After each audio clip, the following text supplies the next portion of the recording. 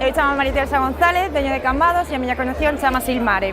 Estou inspirada na xente do mar porque eu veño dun pobo costeiro.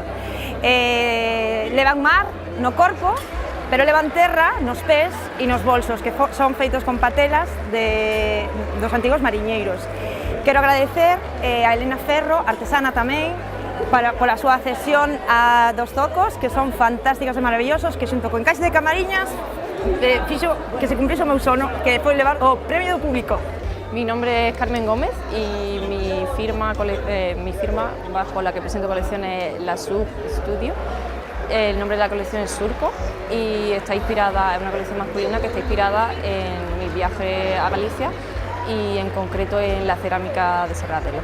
Soy Jessica, acabo de ganar el tercer premio de la muestra de encaje de Camariñas y mi colección es In The Par y se inspira en Camariñas llevado en chándal, que lo puedes llevar al parque, lo introduje más en algo más prendas de llevar a diario.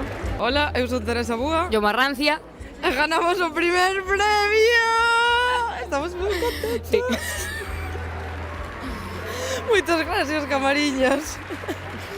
No sabemos que decir, estamos demasiado emocionadas. Ya esto nos ha pillado de sorpresa. Y hola a todas las personas.